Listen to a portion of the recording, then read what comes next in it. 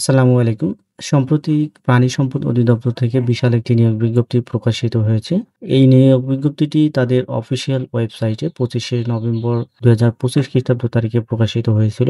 যেখানে ভিএফএ পদে সর্বমোট ৪৮৩ জনকে নিয়োগ প্রদান করবে। তো এই পদটির ক্ষেত্রে বাংলাদেশের সকল জেলার প্রার্থীরা আবেদন করতে পারবেন। বেতন স্কেল হচ্ছে ৳১০,২০০ থেকে ৳২৪,৬৮০ যা ১৪তম গ্রেডের বেতন স্কেল ২০১৫ অনুযায়ী।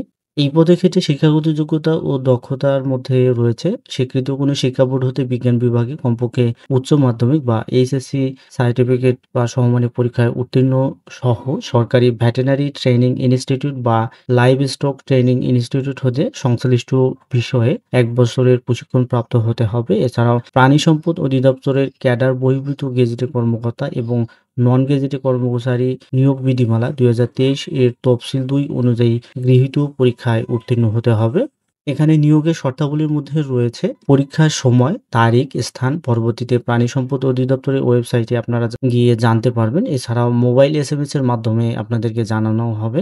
প্রার্থীদের বয়সসীমা হচ্ছে ১লা নভেম্বর ২০২৫ খ্রিস্টাব্দ তারিখ অনুযায়ী সর্বনিম্ন ১৮ এবং সর্বোচ্চ ৩২ বছর। আপনারা সরাসরি এই ওয়েবসাইটের মাধ্যমে আবেদন করতে পারবেন। আবেদন শুরুর তারিখ হচ্ছে ৩ই ডিসেম্বর সকাল ৯ টায় অর্থাৎ অলরেডি শুরু হয়েছে। এই আবেদন গ্রহণ চলবে ৩১শে জানুয়ারি ২০২৬ খ্রিস্টাব্দ তারিখ বিকাল ৫টা পর্যন্ত।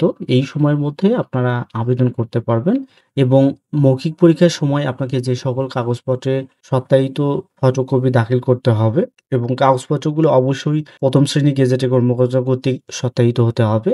১ম এ আছে অনলাইনে আবেদনপত্রের হার্ড কপি, সদ্য তোলা ২ কপি পাসপোর্ট সাইজের রঙিন ছবি, সকল শিক্ষাগত যোগ্যতা ও দক্ষতার সনদ, জাতীয় পরিচয়পত্র, সরকারি, আধা সরকারি, স্বায়ত্তশাসিত প্রতিষ্ঠানে কর্মরত প্রার্থীদের ক্ষেত্রে যথাযথ কর্তৃপক্ষ কর্তৃক প্রদত্ত অনাপত্তিপত্র, তারপরে নাগরিকত্ব সনদপত্র বা জন্ম নিবন্ধন সনদ এবং যারা কোটায় আবেদন করবেন তাদের ক্ষেত্রে কোটার প্রমাণপত্র। অনলাইনে আবেদন করার সময় আপনার ছবি এবং স্বাক্ষরের প্রয়োজন হবে। নির্ধারিত একটি স্থান রয়েছে আপলোড দেয়ার, সেখানে আপনাকে আপলোড দিতে হবে। ছবির সাইজ হচ্ছে ৩০০x৩০০ পিক্সেল, স্বাক্ষরের সাইজ হচ্ছে ৩০০x৮০ পিক্সেল। আপনি যখন অনলাইনে আবেদনপত্রটি সাবমিট দেবেন তার পরবর্তী ৭২ ঘন্টার মধ্যে আপনাকে যেকোনো টেলিটক প্রিপেইড মোবাইল নম্বরের মাধ্যমে ২টি এসএমএস করে পরীক্ষার ফি প্রদান করতে হবে। এক্ষেত্রে টেলিটক সার্ভিস চার্জ সহ ৳১১২ আপনাকে প্রদান করতে হবে।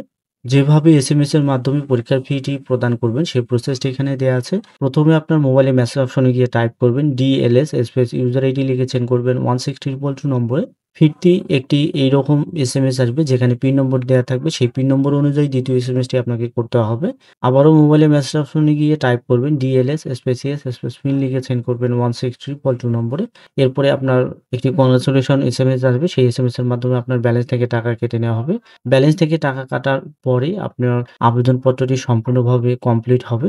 পরবর্তীতে আপনারা এই ওয়েবসাইটে গিয়ে প্রবেশপত্র ডাউনলোড করতে পারবেন এবং যারা যোগ্য প্রার্থী হিসেবে বিবেচিত হবেন তাদেরকে মোবাইল ফোনে এসএমএস এর মাধ্যমে জানানো হবে। সেই এসএমএস এ আপনার ইউজার আইডি এবং পাসওয়ার্ড দেয়া থাকবে। সেই ইউজার আইডি এবং পাসওয়ার্ড ব্যবহার করে পরবর্তীতে প্রবেশপত্রটি ডাউনলোড করতে পারবেন। ডাউনলোড করার পর সেটি অবশ্যই প্রিন্ট করে রাখবেন।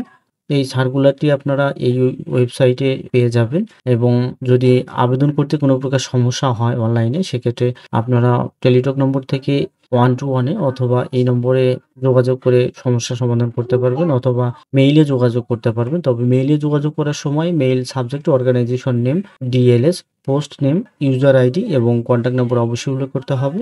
এছাড়াও এখানে আরো কতগুলো শর্তাবলী উল্লেখ করা রয়েছে যেগুলো আপনারা আবেদন করার পূর্বে অবশ্যই ভালোভাবে দেখে তারপরে আবেদন করবেন। তো দেখা হচ্ছে পরবর্তী নতুন কোনো নিয়োগ বিজ্ঞপ্তির ভিডিওতে। সেই পর্যন্ত ভালো থাকবেন, সুস্থ থাকবেন। আল্লাহ হাফেজ।